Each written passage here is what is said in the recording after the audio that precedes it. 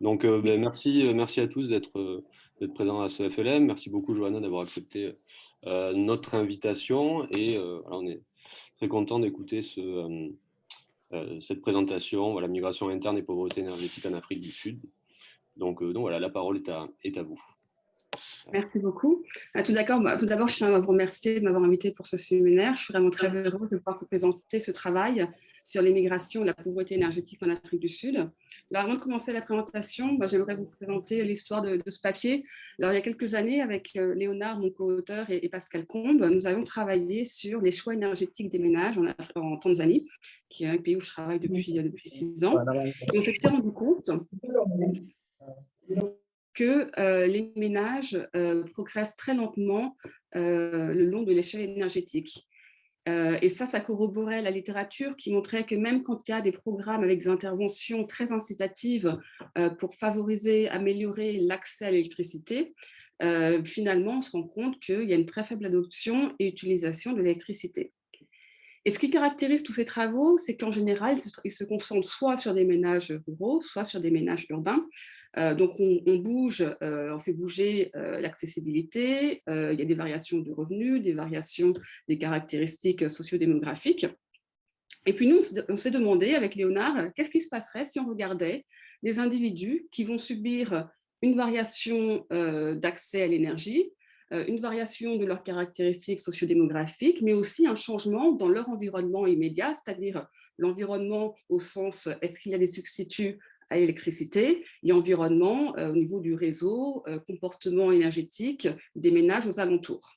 Alors c'est pour ça qu'on a décidé de faire ce papier, et il se trouve qu'en Afrique du Sud, il y a de très bonnes données de migration. C'est pour ça qu'on travaille sur l'Afrique du Sud. Et Léonard est sud-africain, donc on connaît très bien le contexte institutionnel de l'Afrique du Sud.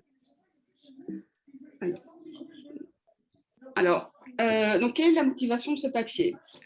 Les économies africaines, depuis déjà plusieurs années, connaissent des transformations structurelles assez importantes qui s'accompagnent d'une urbanisation rapide. Concrètement, ça veut dire que d'ici 2050, la population en Afrique subsaharienne va tripler et en Afrique du Sud, elle passera de 39 millions à 58 millions d'habitants. Alors, ça pose un certain nombre de problèmes parce que les pouvoirs publics aujourd'hui ont déjà du mal à répondre aux besoins des citadins en termes de transport, eau, électricité, logement, etc.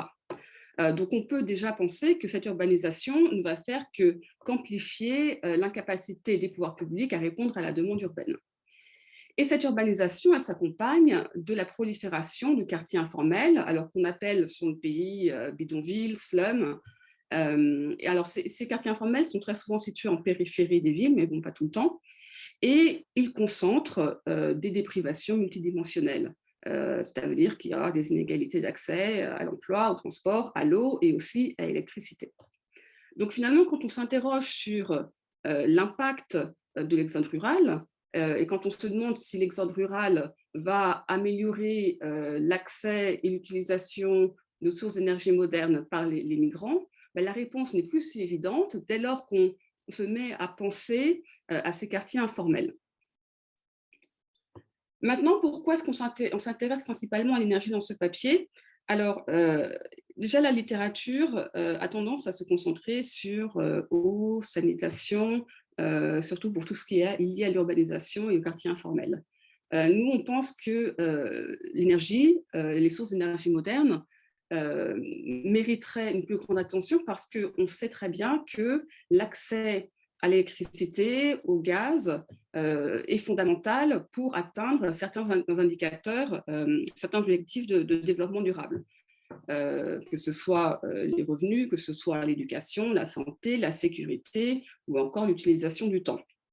Et on sait aussi qu'en Afrique subsaharienne, le déficit énergétique, qui est assez important, alors peut-être un peu moins en Afrique du Sud, mais qui l'est quand même assez fortement dans les autres pays, c'est un obstacle au développement économique, à la croissance économique, mais aussi à l'amélioration des conditions de vie des habitants. Il y a une deuxième question qui est liée à la santé publique, surtout en Afrique du Sud. Il y a encore beaucoup de ménages qui cuisinent en intérieur avec du bois, du fumier animal ou du charbon, et ce serait associé à une forte prévalence de la tuberculose. Alors, bien entendu, le gouvernement sud-africain, au cours des dernières décennies, a mis en place un certain nombre de politiques publiques pour améliorer l'accès, améliorer la qualité du réseau et aussi faciliter l'utilisation de l'électricité par les ménages les plus pauvres, avec, par exemple, la gratuité des premiers kilowattheures pour les ménages les plus défavorisés, ou encore par un tarif progressif de bloc.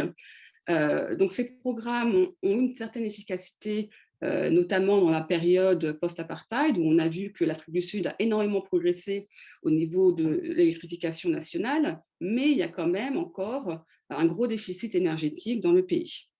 Donc, dans un contexte où les ressources financières sont limitées, on se demande où le gouvernement doit-il concentrer ses efforts. Est-ce qu'il doit concentrer ses efforts sur le milieu rural, qui est encore en retard par rapport à l'urbain, ou doit-il concentrer ses efforts dans l'urbain, qui accueille de plus en plus d'habitants et qui finalement aussi est moteur de la croissance économique du pays?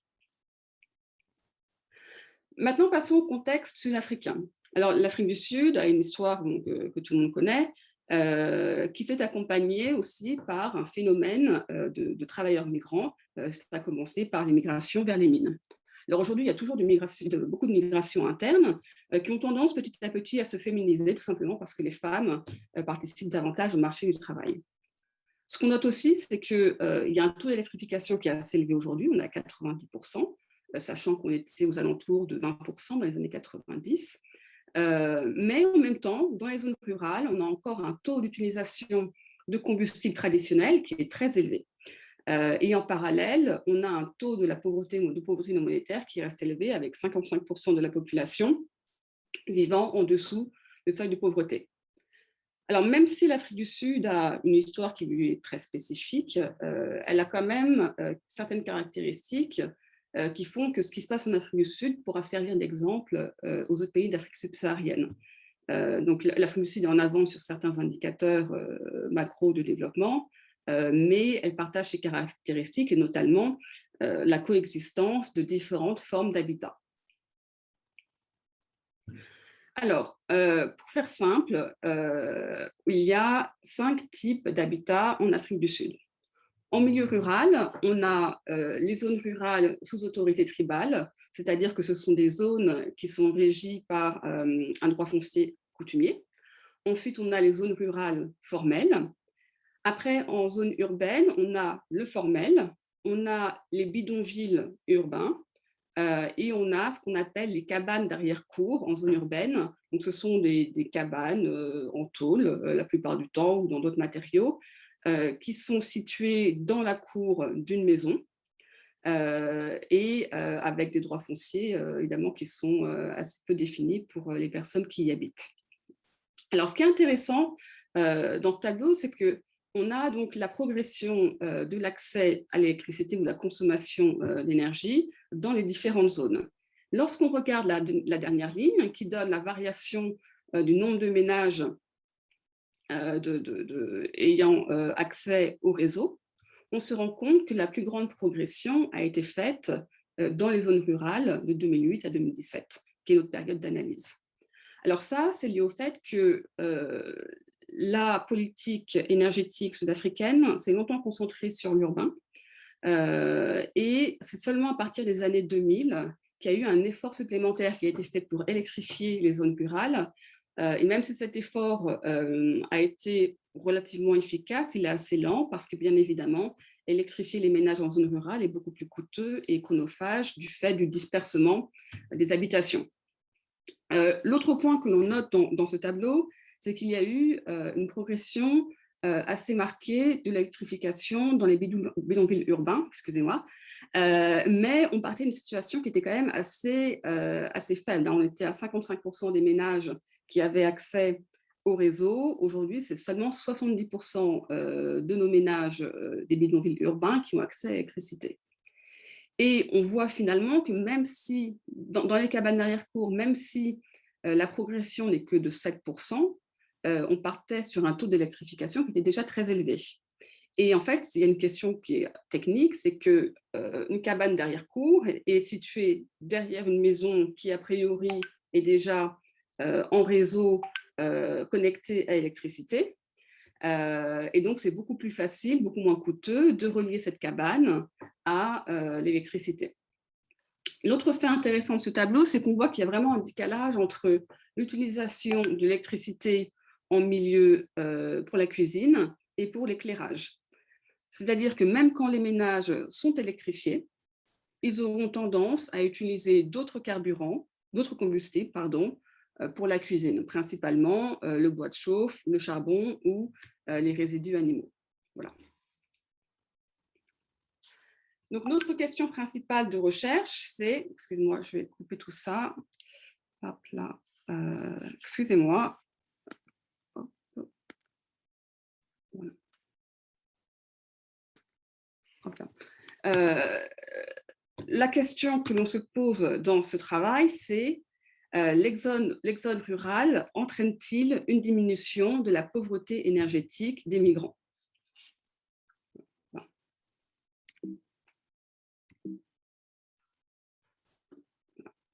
Donc, pour répondre à cette question, on va utiliser des données de panel sur 10 ans. Pour mesurer la pauvreté énergétique, on utilisera l'indice multidimensionnel de pauvreté énergétique, que l'on analysera la méthode des doubles différences. Et ensuite, on effectuera un certain nombre de tests de robustesse pour contrôler à la fois le choix, la décision de migrer et la destination de la migration. Alors, avant de vous présenter les détails, je vais vous donner un aperçu des résultats. On trouve que la pauvreté énergétique diminue beaucoup plus rapidement que la pauvreté monétaire. Sur notre période d'étude, la pauvreté énergétique diminue de 20 points de pourcentage par rapport à seulement 10 points de pourcentage pour la pauvreté monétaire. On trouve aussi que la pauvreté énergétique a diminué plus rapidement dans les zones rurales que dans les zones urbaines. Et notre résultat principal, c'est qu'en moyenne, les migrants ruraux urbains connaissent une diminution de 3 à 11% de leur pauvreté énergétique par rapport aux non-migrants. Cependant, dès lors qu'on regarde où les migrants s'installent au sein d'une ville, et notamment lorsqu'ils s'installent dans un habitat informel, on trouve que finalement, il n'y a plus de gain à la migration en termes de pauvreté énergétique. Alors maintenant, je vais faire regarder la littérature. Donc, il y a très peu de choses sur le sujet. Alors, en revanche, on a quand même trouvé un certain nombre de travaux complémentaires qui nous ont aidés à affiner notre papier. Alors, il y a des travaux comme ceux de Bailey qui montrent qu'au sein de quartiers informels, l'accès à des services de base comme l'électricité diminue le turnover dans ces quartiers, c'est-à-dire que ça a tendance à fixer les populations dès lors qu'il y a de l'électricité. Ensuite, il y a les travaux de Dinkelman en Afrique du Sud qui regardent l'impact de programmes d'électrification sur l'emploi. Et les résultats sont que les programmes d'électrification en milieu rural ont tendance à augmenter la participation des femmes au marché de l'emploi. Ensuite, il y a des travaux sur les transferts de fonds. Là, c'est Manning et Taylor qui ont regardé, qui ont trouvé que les ménages mexicains vivant en milieu rural qui envoient un migrant aux États-Unis et reçoivent des transferts de fonds sont moins susceptibles d'utiliser des combustibles traditionnels. Et enfin, il y a des travaux d'Harris en Afrique du Sud qui regardent l'évolution des connexions au cours du temps.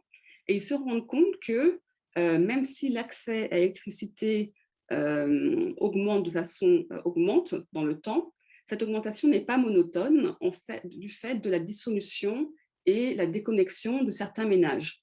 Ils font l'hypothèse que ces chiffres pourraient être expliqués par les migrations sans vraiment regarder ce qui se passe au niveau des migrations. Ensuite, d'un point de vue plus technique, on se base sur la littérature qui estime les gains de la migration. Donc, il y a un travail de Garlick et ses co-auteurs dans lesquels ils regardent le revenu par tête des migrants et trouvent que les migrants qui quittent les zones rurales pour aller en zone urbaine gagnent en revenus. Il y a aussi un gain pour les ménages d'origine. En revanche, les ménages dans lesquels ils migrent subissent une perte du revenu par tête. Il y a aussi toute une littérature sur les gains à la migration en Tanzanie, utilisant la méthode des doubles différences que nous allons utiliser dans ce papier. Alors, dans cette étude, nous avons la chance d'avoir des données de migration extrêmement précises qui sont produites par un laboratoire de l'Université du Cap.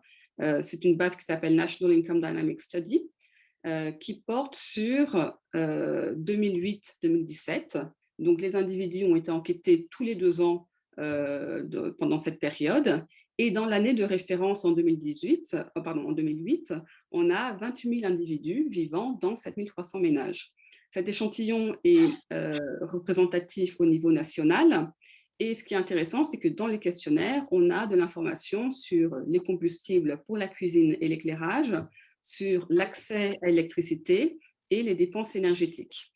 Donc cette base est vraiment fascinante parce qu'on a l'information pour tous ces individus sur 10 ans, aussi bien à l'origine de la migration qu'à destination, ce qui est assez rare. Est-ce qu'il y a une question? Pardon. Je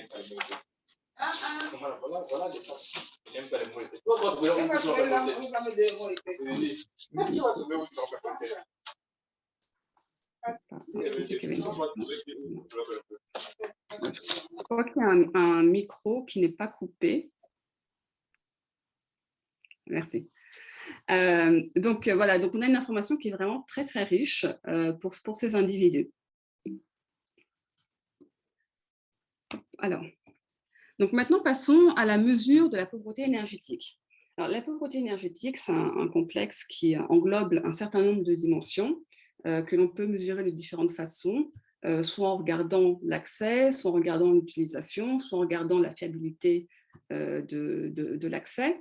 On peut aussi utiliser un indicateur composite, des binaires, un tableau de bord. Donc, il y a toute une littérature sur le sujet. Et nous, on a choisi d'utiliser l'indice multidimensionnel de pauvreté énergétique qui a été développé par Nussbaumer et ses co-auteurs à l'Université d'Oxford. Alors, l'idée, c'est d'avoir un indicateur qui prend en compte aussi bien l'accès à l'électricité, mais aussi l'utilisation de l'électricité et la possession d'appareils nécessitant l'utilisation de l'électricité. Donc, c'est un indicateur de déprivation dans le sens où plus la valeur est élevée, plus on est pauvre énergétiquement. Donc, il y a 6 variables qui sont utilisées pour mesurer cet indicateur. On a le fait de ne pas avoir l'électricité, l'énergie solaire ou le gaz pour la cuisine, de ne pas avoir accès au réseau électrique, de ne pas posséder une cuisinière à gaz ou électrique, de ne pas posséder un réfrigérateur, un téléphone, une radio, une télévision. Donc, il y a des pondérations qui sont données pour chaque indicateur. Et l'autre avantage de cet indicateur, c'est que les informations dont on a besoin pour le construire sont plutôt de bonne qualité dans les enquêtes ménages. On a aussi de l'information dans l'enquête sur les dépenses énergétiques des ménages, mais on sait très bien que les données de dépenses sont en général très mal mesurées dans ces enquêtes ménages. Donc, nous, ce qu'on va faire, c'est qu'on va conduire l'analyse principalement sur cet indice. On va aussi la conduire sur chaque indicateur composant cet indice afin de comprendre ce qui conduit, ce qui oriente nos résultats. Et on fera aussi cette analyse sur les dépenses afin de voir s'ils corroborent ou non nos résultats. Maintenant, regardons comment a évolué la pauvreté énergétique et la pauvreté monétaire durant notre panel. Donc, sur l'axe des abscisses, vous avez les vagues de 1 à 5, 2008 à 2017. Et sur l'axe des ordonnées, vous avez le taux de pauvreté énergétique et le taux de pauvreté monétaire. La ligne bleue en gras correspond à la pauvreté énergétique. On voit qu'au cours de notre panel, elle diminue de 30% à 10%. En revanche, on voit que la pauvreté monétaire, qui est cette ligne rouge pointillée, a diminué beaucoup plus lentement durant notre période d'analyse. Et ce qu'on voit aussi, c'est que cette diminution de la pauvreté énergétique, on la constate pour les composantes de notre indicateur, ce sont toutes les autres lignes. Et on note finalement aussi qu'il y a, donc là vous avez une ligne noire, ce sont les dépenses, c'est la part des dépenses énergétiques dans les dépenses de ménage. Et on détermine qu'un individu est pauvre énergétiquement si les dépenses énergétiques représentent le 10% des dépenses du ménage. Et vous voyez ici qu'on a une augmentation du taux de pauvreté énergétique quand on prend les dépenses entre la vague 2 et la vague 3. Donc, on s'est demandé pourquoi, et puis on s'est rendu compte qu'il y avait eu une augmentation des prix de l'électricité, ce qui pourrait expliquer cette augmentation du nombre de pauvres mesuré à la dépense énergétique.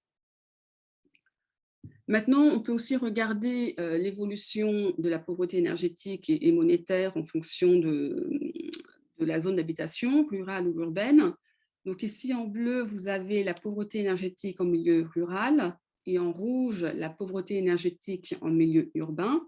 Et on se rend compte que la baisse de pauvreté énergétique observée au niveau national est principalement générée par une diminution de la pauvreté énergétique en milieu rural. Donc, on a une diminution de 30 points de pourcentage ici par rapport à seulement 10 points de pourcentage en milieu urbain. Maintenant, passons à la définition des migrations. Alors, dans notre base de données, nous avons 28 000 individus. Et en Afrique du Sud sont collectées des informations démographiques sur la couleur des individus, ce qui est très important en Afrique du Sud. Donc, on a les répondants noirs, les colored. Alors, une mauvaise traduction, ce serait métis, mais ce sont des populations qui sont issues de différents mélanges liés au mouvement qu'il y a eu en Afrique du Sud. Il y a les Blancs et les Indiens.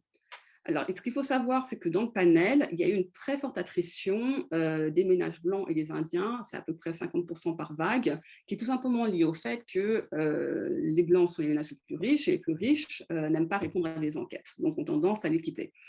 Donc, on a gardé pour notre étude seulement les répondants noirs et les colored, c'est-à-dire 88% de la population.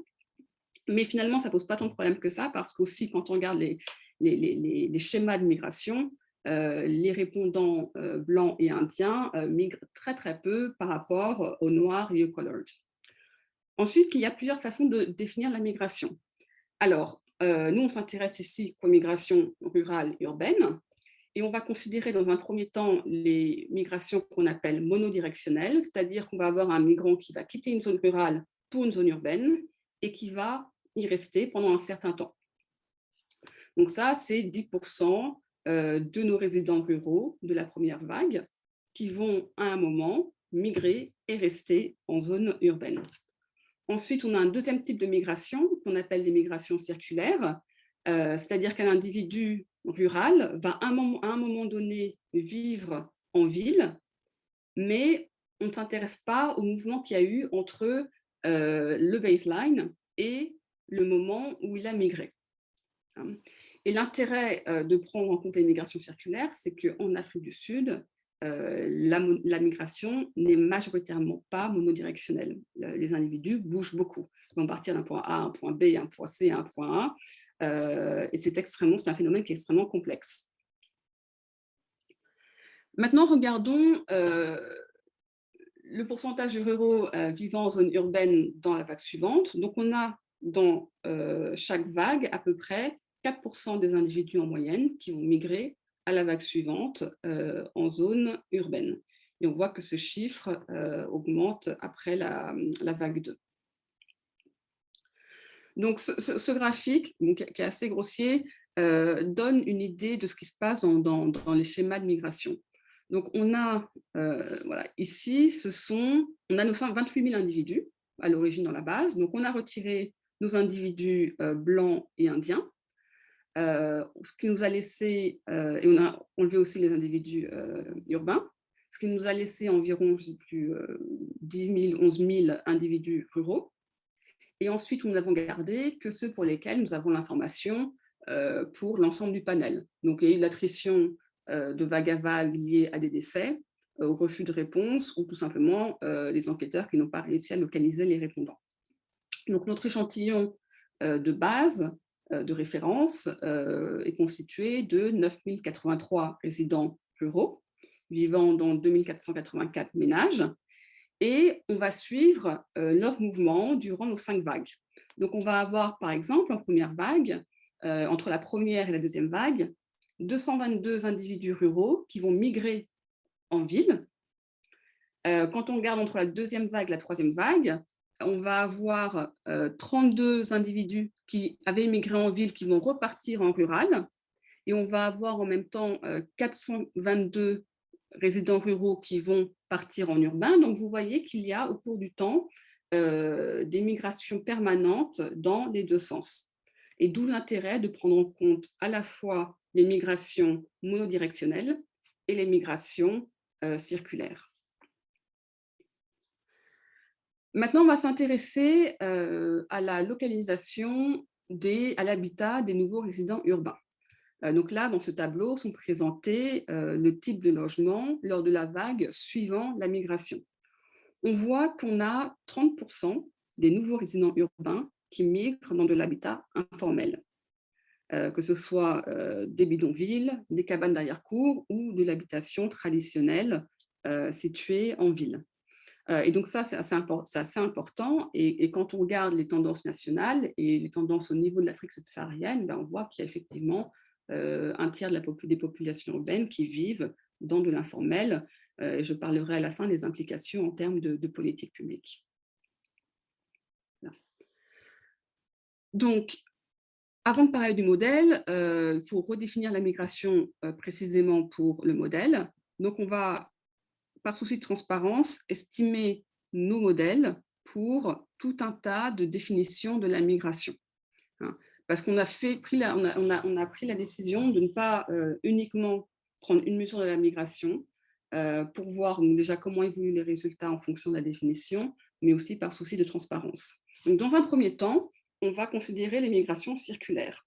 Donc, on va prendre comme base prémigratoire 2008, la première vague.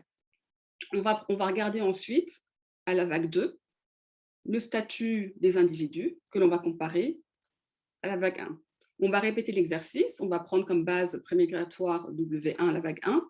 On va ensuite regarder le statut des individus en vague 3, on va comparer à la vague 1, etc. Ensuite, on va aussi regarder les migrations vague à vague. On va comparer la vague 2 à la vague 1, la vague 3 à la vague 2, la vague 4 à la vague 3, etc. Et enfin, on va regarder les migrations monodirectionnelles, c'est-à-dire qu'un individu reste urbain dès la migration. Donc, ce qu'on va prendre, c'est qu'on va prendre d'abord la vague 1. On va regarder les individus qui migrent entre la vague 1 et la vague 2. Et on va regarder leur statut énergétique en vague 3. On va faire pareil de la vague 1 à la vague 4, de la vague 1 à la vague 5, puis de la vague 2 à la vague 4, etc. Donc, non seulement on mesure la migration de différentes façons, mais aussi on veut prendre en compte la date à laquelle la migration a eu lieu, pour voir comment cela évolue dans le temps.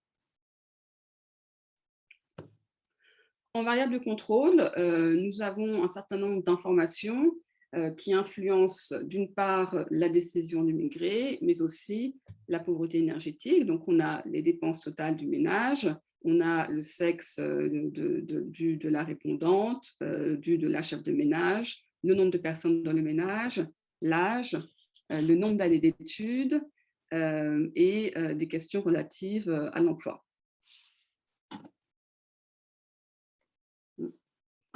Pardon. Maintenant, passons à la stratégie empirique.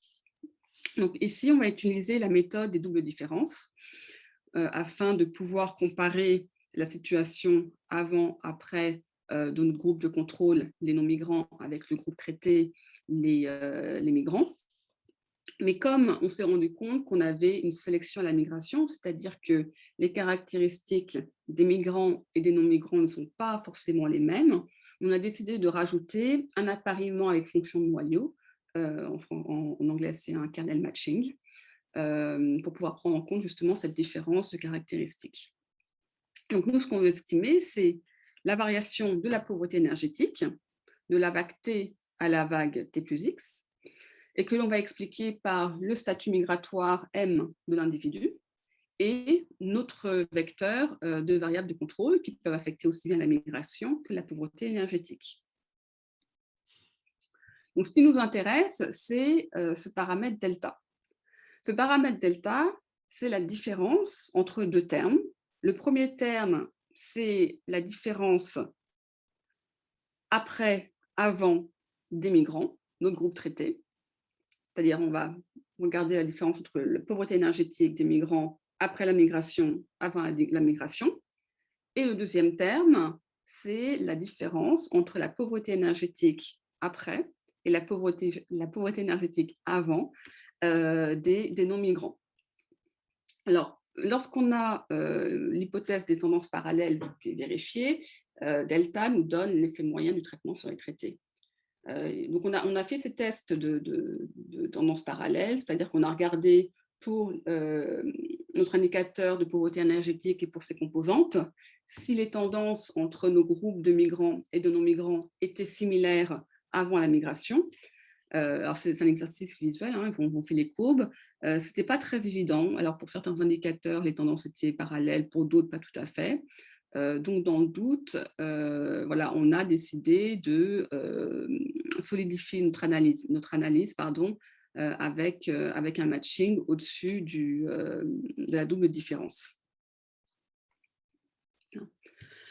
Alors, j'ai déjà parlé de la sélection à la migration. Il y a deux choses à prendre en compte. La décision de migrer, hein, qui n'est pas aléatoire dans notre cas, qui est corrélée à certaines caractéristiques socio-économiques, et puis le choix de la destination. Donc, pour contrôler ça, on a intégré un certain nombre de variables de contrôle qui sont susceptibles d'influer sur la décision à la migration. Et aussi, ce qu'on a fait, c'est qu'on a, en robustesse, réduit notre échantillon à uniquement les migrants et on a comparé les migrants du début de panel aux migrants de la fin du panel. Donc, alors ça ne nous permet pas de contrôler parfaitement pour la décision de migrer, mais ça nous permet d'évacuer une partie, de ne seulement garder comme biais la date à laquelle les individus décident de migrer. Maintenant, passons aux résultats. Alors, sur cette diapo, vous avez les migrations circulaires. Donc, les points correspondent à notre delta, ce qui est notre paramètre d'intérêt. Et vous avez sur chaque graphique représenté avec un point bleu l'effet de la migration en urbain. Les points rouges correspondent aux migrations rurales. Les points verts aux migrations en formel urbain. Et les points jaunes, les migrations en informel urbain. Alors, quand on regarde le premier graphique, qui correspond aux effets de la migration entre la vague 1 et la vague 2, on voit ici avec le point rouge, par exemple, que migrer en zone rurale n'apporte strictement rien d'un point de vue de la pauvreté énergétique. On se rend compte là, ici avec ce point bleu, que les migrants vers des zones urbaines ont une pauvreté énergétique qui diminue en moyenne de 11% par rapport aux individus qui n'ont pas migré. Et quand on décompose cet effet entre migration vers du formel et migration vers de l'informel, on voit bien que l'impact vers du formel est beaucoup plus important que l'impact vers de l'informel. Et dans les graphes suivants, donc on a les 4 mêmes points qui sont représentés, mais pour des points temporels différents. Et quand on regarde l'ensemble, on voit que migrer en urbain permet aux individus de voir une baisse de leur pauvreté énergétique de 3 à je crois que c'est 11 ou 12%. En revanche, migrer dans de l'informel, ce sont les points jaunes, n'améliore pas vraiment le statut énergétique des migrants. Sur cette diapo, vous avez les résultats des migrations vague à vague et des migrations monodirectionnelles. Donc, ce premier cadran correspond aux migrations vague à vague. Donc, on voit les individus ayant migré entre les 2 premières vagues voient leur pauvreté énergétique diminuer de 11% par rapport à ceux qui n'ont pas migré. Mais on voit que cet effet est atténué, moins important, lorsque l'on considère les migrations entre les vagues suivantes. Alors, c'est quelque chose qu'on explore encore, qu'on ne sait pas très bien expliquer. On se demande si ce ne serait pas lié à l'augmentation des prix de l'électricité, mais c'est encore quelque chose que l'on creuse et qu'on cherche à expliquer. Dans les autres cadrans, vous avez représenté les migrations monodirectionnelles, Donc, par exemple, ici, c'est des individus qui ont migré entre la vague 1 et la vague 2 qui sont restés en ville jusqu'à la vague 3. Par exemple, ici en bas, ce sont les individus qui ont migré entre la vague 1 et la vague 2 et qui sont restés en ville jusqu'à la vague 5. Et on se rend compte que, quelle que soit la date de la migration, les individus vont voir une baisse de leur pauvreté énergétique, mais encore une fois, qui varie dans le temps. Alors, en conclusion, dans ce papier, on a pu voir que le paysage énergétique de l'Afrique du Sud a évolué beaucoup plus rapidement en milieu rural qu'en milieu urbain, et aussi beaucoup plus rapidement que la pauvreté monétaire. Donc ça, c'est un premier point d'intérêt. Le deuxième point, c'est que on a remarqué qu'il y a une différence significative dans l'utilisation des combustibles de cuisson entre les zones rurales et les zones urbaines. Et ça, c'est intéressant parce que la littérature sur les choix énergétiques des ménages reposant sur les modèles d'échelle énergétique trouve en général que les ménages évoluent beaucoup plus rapidement pour l'éclairage que pour la cuisine. Et là, on a trouvé un effet marqué pour la cuisine. Et notre hypothèse, c'est qu'en ville, il y a très peu de substituts au gaz ou à l'électricité. Donc, les individus sont beaucoup plus incités à progresser le long de l'échelle énergétique. Notre résultat marquant, c'est qu'il n'y a aucun gain pour les migrants vivant dans les quartiers informels, qui représentent 30% des nouveaux résidents urbains. Je reviendrai là-dessus juste après. Donc, nos résultats, ils sont sur l'Afrique du Sud, qui, comme je l'ai dit en introduction, est déjà plus avancé sur certains critères que les autres pays d'Afrique subsaharienne.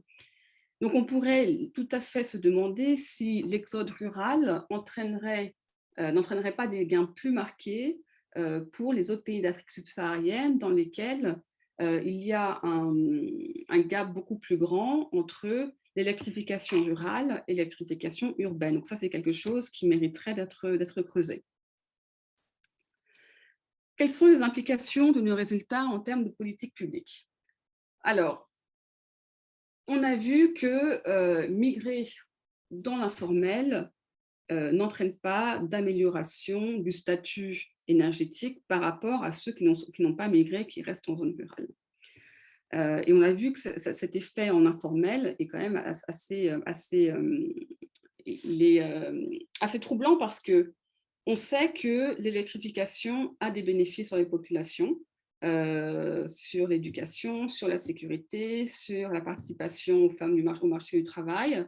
Donc, on sait très bien que ne pas électrifier, d'avoir des populations qui n'ont pas accès aux sources d'énergie modernes va constituer à terme un goulot d'étranglement au développement économique du pays.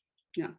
Donc, qu'est-ce qui peut se faire à court terme? Eh bien, on s'est dit, premièrement, ce serait encourager l'investissement et la modernisation des cabanes d'arrière-cour.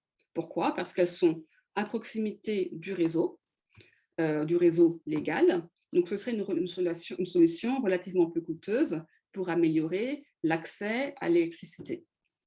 Mais le problème qui se pose, aussi bien pour les cabanes d'arrière-cour et pour les quartiers informels en général, c'est la faiblesse des droits de propriété. Alors, c'est un problème qui est assez classique en économie, c'est que quand il n'y a pas de droit de propriété, il n'y a pas d'incitation à investir. Donc, il y a plein d'initiatives partout dans le monde sur ce qu'on appelle slum upgrading, la rénovation de l'habitat informel. Mais si il n'y a pas de droit de propriété, il y a une inertie de l'investissement. Et s'ajoute à ça une dimension politique. On est sur de l'informel. Les gouvernements considèrent ces logements comme illégaux. Donc, investir dans ces zones serait un signal qui ira à l'encontre du statut illégal de ces logements. Mais en même temps, comme je l'ai dit, est-ce que les gouvernements peuvent se passer d'avoir une part significative de leur population urbaine ne bénéficiant pas des bénéfices de l'électrification? Alors, ce travail est en cours, donc il y a encore beaucoup de choses qu'on souhaiterait mettre en place. La première chose, c'est une meilleure prise en compte de la variation entre les individus qui reçoivent le traitement à différents moments. Donc, comme vous l'avez vu, on a 5 vagues, on a tout un tas d'estimations dans tous les sens, c'est un peu chaotique. Et il se trouve que ces derniers mois, il y a plusieurs papiers qui sont sortis sur le sujet, sur les modèles double différence avec des interventions à différents moments quand on a un panel. Donc voilà, dès qu'on aura un petit moment, on va se jeter dans cette littérature. La deuxième chose qu'on aimerait faire, c'est aussi regarder la pauvreté énergétique des ménages d'origine et de destination. Donc les ménages d'origine, ce serait de regarder par rapport au transfert des migrants habitant en ville. Et dans les ménages de destination, ce serait pour voir aussi ce qui se passe au niveau de la recomposition des ménages dans la lignée de la littérature existante. Et enfin, on aimerait aussi regarder l'impact des migrations urbaines rurales, cette fois, sur le statut énergétique des ménages. Et pour plusieurs raisons, bon, déjà, il y a à peu près, je crois que 6% des ménages urbains de la base 1 qui migrent en rural.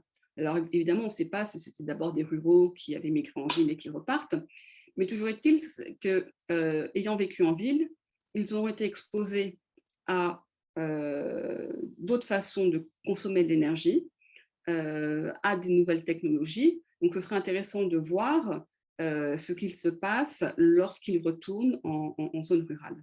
Voilà. Je vous remercie pour votre attention. J'ai terminé.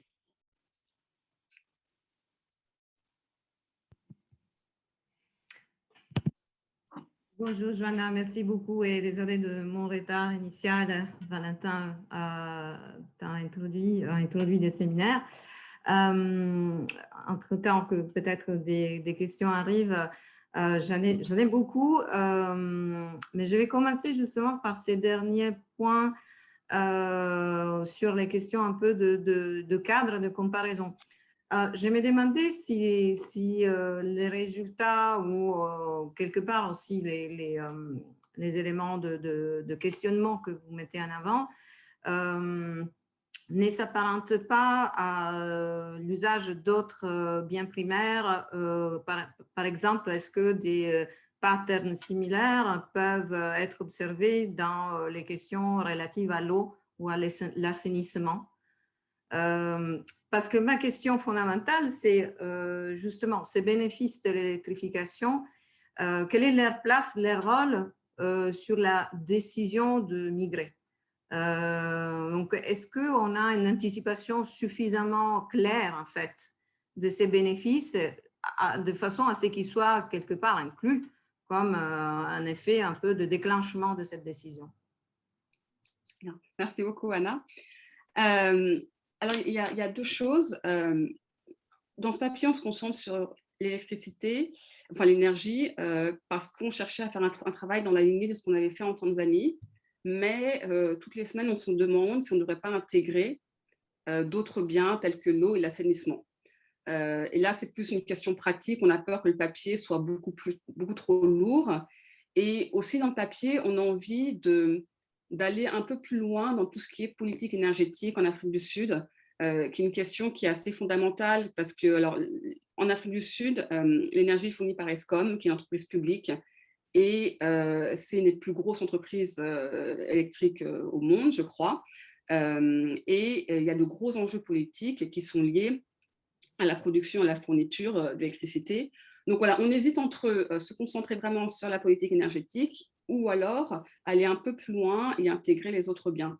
Mais je note que si c'est une question qui est posée, c'est qu'on aurait peut-être intérêt à regarder dans quelle mesure on pourrait intégrer l'eau et l'assainissement sans perdre en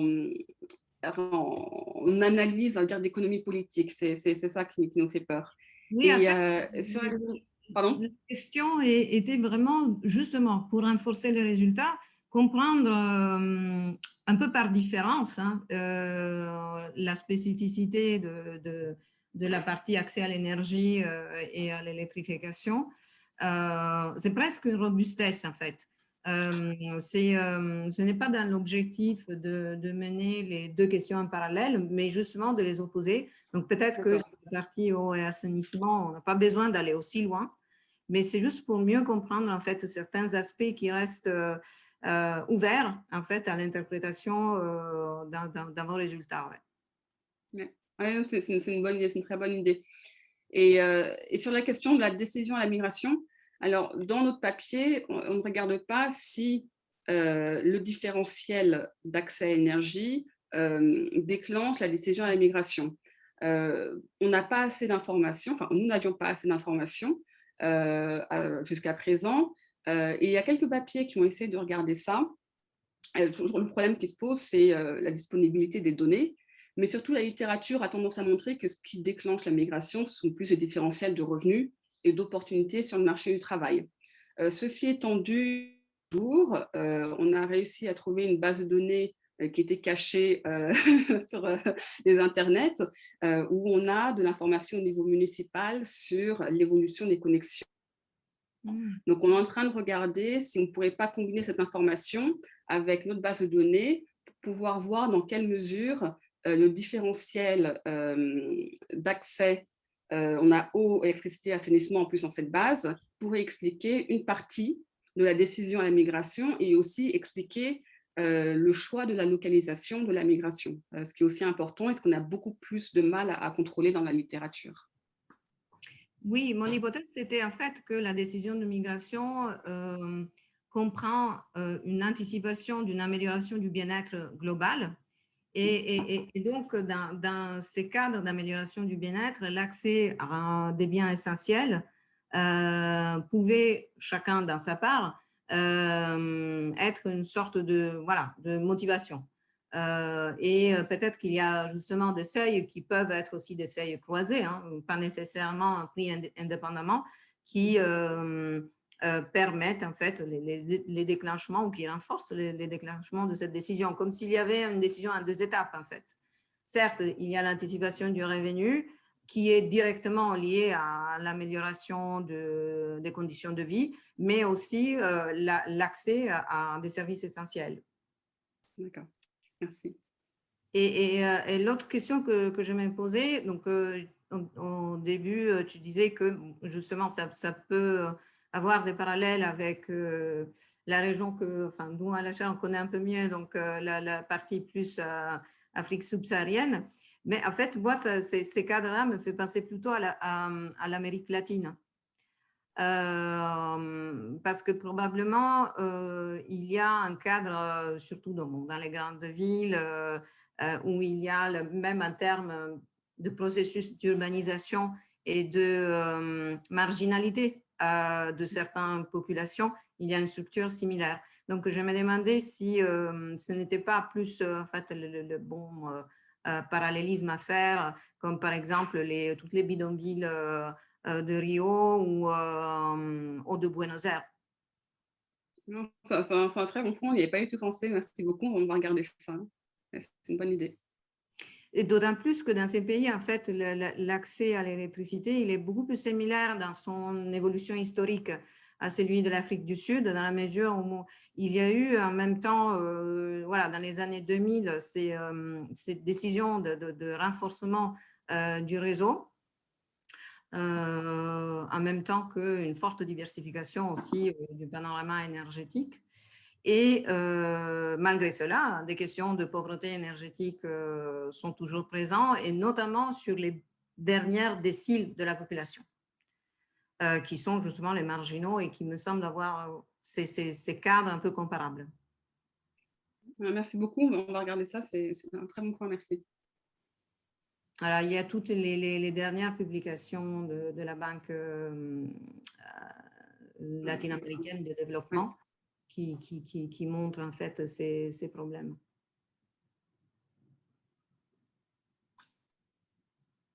Et une dernière question un peu plus technique. Donc, je disais que dans le test de robustesse, donc de l'approche DIF-INDIF, le parallélisme n'était pas toujours vérifié, si j'ai bien compris, c'est ça? Oui. Oui. Et c'est vérifié par tranche de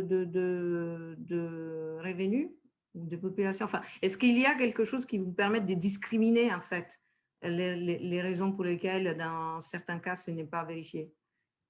En fait, c'est pas vérifié parce que nos populations, notre groupe de contrôle et de traitement ont des caractéristiques différentes. Dans nos migrants, on a une plus grande propension de jeunes hommes, par exemple, Et après, c'est un peu compliqué parce qu'on a fait les graphiques pour la pauvreté énergétique, les graphiques, je pense, qui étaient plus ou moins parallèles. Mais dès lors qu'on regarde les composantes, on voyait des différences. Et à l'œil nu, on pourrait très bien se dire ça passe. Mais voilà, c'est débattable. Et comme, sauf erreur de ma part, il n'y a pas de test encore extrêmement précis pour évaluer le parallélisme, voilà, on a préféré être précautionneux et faire des tests supplémentaires, des analyses complémentaires. D'accord. Donc, c'est plus l'hétérogénéité dans la composition de l'échantillon qui joue. Ouais. D'accord. Mm. C'est qui, par ailleurs, est une richesse de l'analyse. Donc, c'est vrai que c'est difficile à concilier. OK, très bien. Merci, très clair. Merci. D'autres questions ou remarques?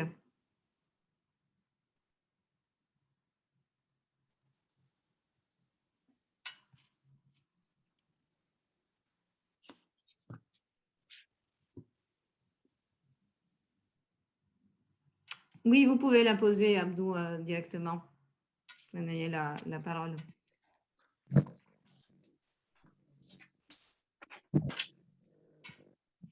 Qu'est-ce que vous dites? Comment vous recommandez l'amélioration? Vous recommandez l'amélioration de Par contre, on vous entend mal.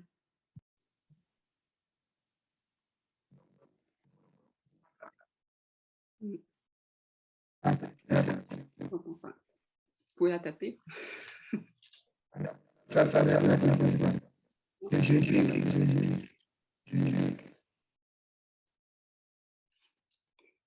Merci. Ouais, ça, c'est parfois, ça ne marche pas. Donc, en attendant que Abdou écrive.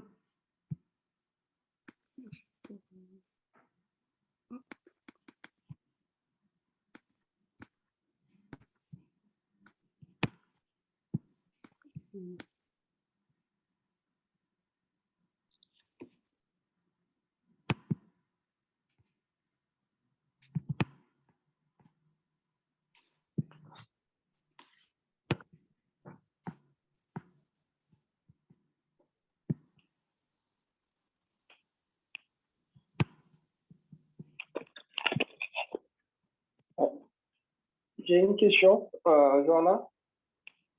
Oui. Bonjour, Mamadou. Bonjour, Anna, ça va? Bonjour, Amadou. Ouais. En fait, je voudrais savoir sur l'impact de la migration sur la réduction de la pauvreté énergétique ne pourrait pas être expliqué aussi par les transferts de normes qui sont associés à la migration. Par quoi, pardon? Les transferts de normes. Les transferts de normes. Alors, le son est très mauvais, c'est moi, je vais augmenter. Voilà. Vous pouvez reposer votre question, excusez-moi, le son n'est pas bon de mon côté.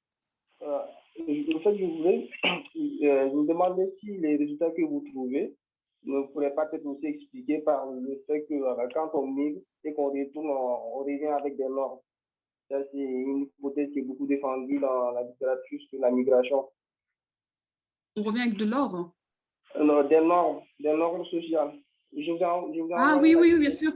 Oui, oui, bah, c'est justement, c'est pour ça qu'on a voulu faire ce travail, parce que quand on voit tous les programmes, les gros programmes de grosses interventions d'électrification, il y a une adoption d'électricité qui est très faible, même quand l'électricité est fournie quasiment gratuitement.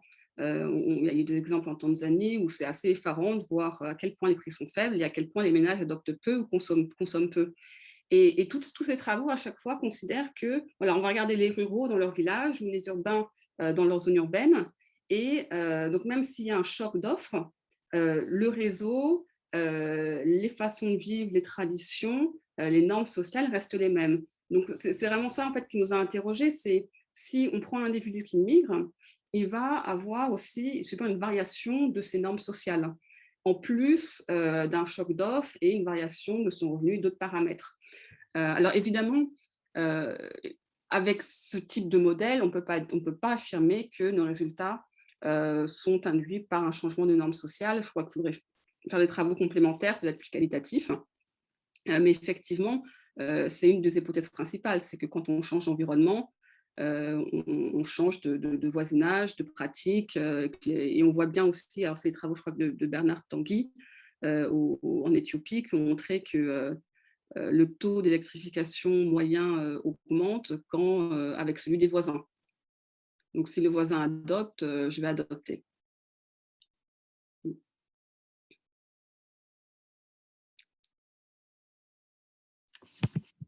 Donc, ça serait plutôt un effet indirect. Oui.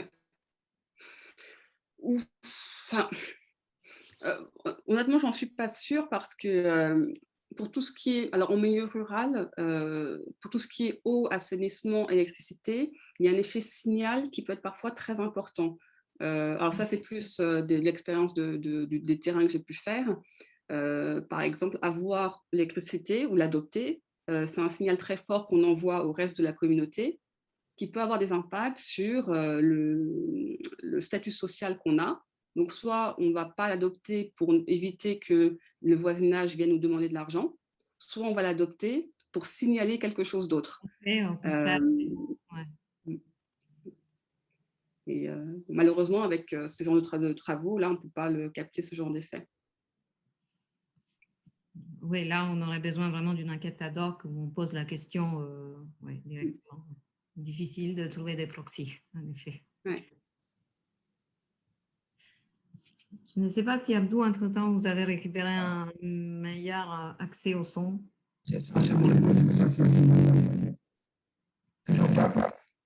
Toujours pas. Je crains que...